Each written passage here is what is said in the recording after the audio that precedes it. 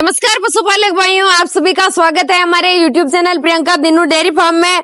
तो दोस्तों आज हम आए गिर सोमनाथ जिले में और आज आपको विजिट करवाएंगे जाफराबादी भैंसों का बहुत ही अच्छा डेयरी फार्म। और यहाँ पे बहुत ही अच्छी जाफराबादी नस्ल की भैंसे हैं। कैसे क्या ये भैया पशु को रखते हैं, कैसे क्या चारा खिलाते हैं, दिन में कितनी बार और कितना लीटर दूध देती है जाफराबादी भैंस। तो आज एक सफल डेयरी फार्म पे आए हैं तो पूरी डिटेल भैया से लेंगे, तो जानते हैं। नमस्कार भैया। नमस्कार। आपका नाम बता दीजिए। कानू। और आपका एड्रेस? सोमनाथ जिला माधोपुर का। अच्छा, सोमनाथ जिला है, माधोपुर गांव का नाम है। तो टोटल कितनी भैंस रखी हुई है आपने? 35 से 40 होगी। अच्छा, 35 से 40 है। तो सभी भैंसे यहाँ कटड़िया भी है? नहीं, कटड़िया अलग है। अच्छा, कटड़िया भैंस दोनों है। दोनों है, तो दोनों 35 के करीब है। 35 के करीब। तो दूध देने वाली कितने भैंस है? 15 होगी। अच्छा, 15 के करीब दूध देने वाली है। तो पूरा दिन ये भैंस ऐसे अंदर ही रहती है या कहीं बाहर भी जाती है? बाहर जाती। अच्छा, बाहर भी जाती है ना। तो ये सभी भैंसे जैसे कि मतलब बाहर जाती है, रोज जाती है? रोज बाहर जाती है। तो अभी जैसे कि 15 भैंस दूध देने वाली है, कितना कितना लीटर दूध दे देती है? 6 लीटर, 7 लीटर, 8 लीटर तक होगी। अच्छा, 6-7 लीटर, 8 लीटर तक देती है। लास्ट 8 लीटर है। तो दूध देने वाली कौन कौन सी भैंस है? ये सारी दूध देने वाली? दूध देने वाली है। अच्छा, कितना अलग है। अच्छा, और ये पूरी भैंस है, ये भी जाफराबादी ब्रीड वाली है या? जाफराबादी। ये कितना लीटर दूध देती है? उसको 8 लीटर होगा। अच्छा, 8 लीटर है। और बाकी उसको उधर? वो तीनों 8 लीटर वाली है। अच्छा, तीनों 8 लीटर वाली है। कितने महीने तक ये रेगुलर दूध देती रहेगी? 8 महीने?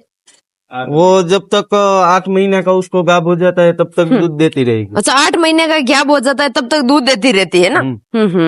टाइम हो रहा है और आपने इनको क्या डाल रखा है? ये सभी खा रही है अभी?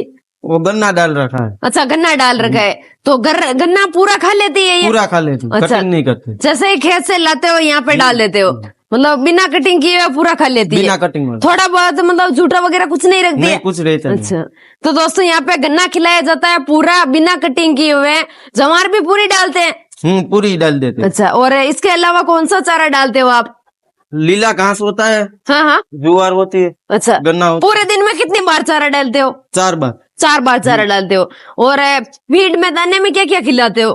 खोल डालते हैं और वो गेहूं का। अच्छा, गेहूं का और बिनोला की पापड़ी 2 प्रकार का है ना। इस पूरे एरिया में हमने बहुत सारे डेयरी फार्म विजिट किए हैं, सभी ने ये बोला कि बिनोला की पापड़ी और गेहूं का चापड़ आता है, दोनों को मिक्स करके खिलाते हैं। तो भी यहाँ पे पूरे दिन का दूध देके तो 16-20 लीटर दूध देने वाली भैंसे है। यहाँ पे काफी अच्छी यहाँ की डाइट प्लान है। पूरे दिन में 4 बार चारा डालते हैं जाफराबादी भैंस को। तो मतलब इससे ज्यादा भी डाले तो भी ज्यादा दूध देती होगी? नहीं, वो इसमें वो फिट हो जाती है। अच्छा, जितना चाहिए उतना मिल जाता है ना। तो 15 भैंस का कितना लीटर दूध होता है एक दिन का? एक टाइम का 60 से 65 लीटर। अच्छा, 60 से 65 लीटर होता है। पूरे दिन का देखे तो 120-30 लीटर। अच्छा, 120-30 लीटर हो जाता है। कहाँ पे देते हो, डेयरी में या बंदी में? डेयरी। अच्छा, डेयरी में देते हो। क्या भाव के हिसाब से देते हो? वो फैट के हिसाब से होता है। 60 से 65 रुपए तक लीटर बिक जाता है। अच्छा, 60-65 रुपए के हिसाब से लीटर में बिकता है ना। पूरे महीने का बिल कितना आ जाता है? 75 से 80 जाता है। अच्छा, 75 से 80 हजार के करीब महीने का बिल आ जाता है। तो इसमें मतलब सारा खर्चा निकाल के कितनी बचत हो जाती है? जैसे कि बिनोला की पापड़ी ये वगैरह आप लेके आते होंगे डेयरी से, तो वो सारा लेबर का या लेबर नहीं रखते हो? लेबर नहीं रखते, आप खुद ही संभालते हो? अकेले संभाल लेते हो या और भी है? हम 2 लोग। अच्छा, 2 लोग संभाल लेते हो। और उसमें मतलब फीड का ही केवल खर्चा लगता है या हरा चारा सूखा भी बाहर से लाना पड़ता है? बाहर से लाना पड़ता है। सारा बाहर से लाना पड़ता सारा है? बाहर। खेत में कुछ नहीं लगाते हो? खेत में लगाते हैं ना, लीला चारा वहाँ से लाते हैं। अच्छा, बाकी सूखा चारा बाहर से खरीदना पड़ता है। तो सारा खर्चा निकाल के कितना महीने में कमा लेते हो आप इससे? 30% जितना बच जाता है। कितना? 30%। अच्छा, 30% बच जाता है। तो सब जगह जैसे कि अलग अलग एवरेज लगता है कि कोई फार्म में बोलते हैं कि 50% बच जाता है, कोई फार्म में बोलते हैं 60%, किस में बोलते हैं 30%। उसके पीछे की अलग अलग वजह होती है। किसी के पास में अपने खेत होते हैं तो उनसे हरा चारा सूखा चारा अवेलेबल हो जाता है, और कोई बाहर से खरीदता है सारा, किसी के केवल फीड का खर्चा ही लगता है, लेबर नहीं रखते हैं, तो वहां पे वो बोलते हैं 60% बचत हो जाती है। और यहाँ पे ये भैया बोल रहे हैं 30% बचत होती है। तो उसका एक ही कारण, एक तो आप चारा बाहर से खरीदते चारा बाहर से हो, लेते। लेबर नहीं लगाते हैं, पर साथ में एक और ये बिजनेस कर रहे हैं, जैसे कि दूध के साथ में बचे मतलब कटड़ियां तैयार कर रहे हैं। इस वजह से इनके फार्म में मतलब कम मिल रहा है दूध का प्रॉफिट। बाकी आगे जाके ये भविष्य में कभी भी कटड़ियां सेल करेंगे तो उससे इनको बड़ा प्रॉफिट मिलेगा। तो साल में कितनी कटड़ियां सेल कर देते हो? 5-7 अच्छा, 5-7 के करीब कर देते हो। कटड़ियाँ नहीं बिकते, हम बड़ी भैंस बिकते अच्छा, हैं। बड़ी कटड़ियाँ भैंस। तैयार करते हैं और बाद में बड़ी हो जाती है तब बिकते हैं। अच्छा, बड़ी होने के बाद में बेचते हो, तो हर साल 5 के करीब बड़ी हो जाती है और 5 बड़ी भैंस निकाल लेते हो।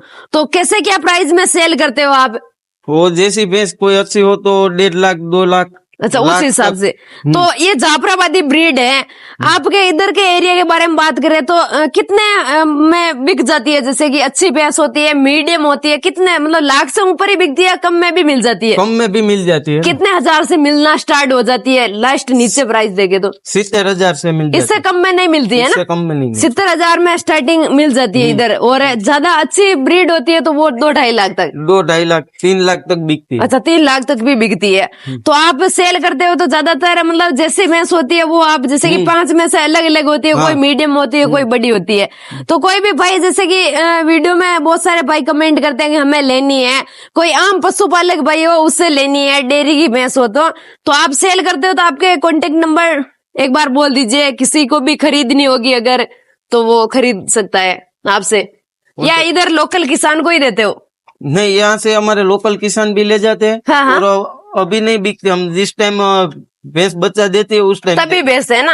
हाँ, सही है। बाकी क्या, अभी सबने बच्चा दिए उसके महीने 1.5 महीने तक इतने से हो गए। अच्छा, व्यापार का काम नहीं है। बाकी देख लो, व्यापार का नहीं है तो बहुत सारे भाई ऐसे ही परेशान करते हैं कि हमें भैंस लेनी है, वो भी दिक्कत है।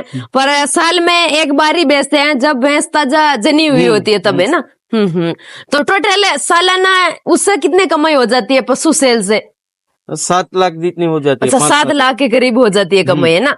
तो प्रॉफिट लगा आपको ये डेयरी फार्म का बिजनेस? प्रॉफिट। अच्छा, कोई भी नया युवा करता है तो उसको क्या बोलना चाहते हो? क्योंकि आप खुद एक नए युवा हो। कितनी एज है आपकी? उम्र कितनी है? 21 साल। 21 साल है। तो आपके जैसे कोई भी नया भाई वो भी करना चाहता है तो उनको क्या सुझाव देना चाहते हो आप? नया भाई डेयरी फार्म खोलना चाहता है, वो भी चाहता है कि इसमें प्रॉफिट है या घाटा है, तो उसमें आप क्या आपकी तरफ से बोलना चाहते हो? प्रॉफिट तो है पर मेहनत लगती है ना। अच्छा, मेहनत लगती है। तो क्या क्या चीज का ज्यादा ध्यान रखे तब मतलब वो सक्सेस हो सकता है, आगे बढ़ सकता है डेयरी फार्म में? आपने किन किन चीजों का ज्यादा ध्यान रखा तभी इतने अच्छे पशु आपके फार्म पे तैयार हुए? अच्छी भैंस रखने से प्रॉफिट मिलता है। अच्छा, अच्छी भैंस रखने से, और आप खुद काम करते हैं उस वजह से, और दूध का भाव अच्छा मिल रहा है। दूध का भाव अच्छा मिल रहा है। तो मेन तो यही होता है कि एक तो लेबर नहीं रखोगे, आप खुद काम करोगे, और दूसरा कि आपके खेत का थोड़ा बहुत हरा चारा सूखा चारा मिल जाएगा, और एक मार्केटिंग अच्छी होगी आपके दूध की, कहाँ पे आप दूध सेल कर रहे हो, तो उससे डेयरी फार्मिंग काफी सफल है।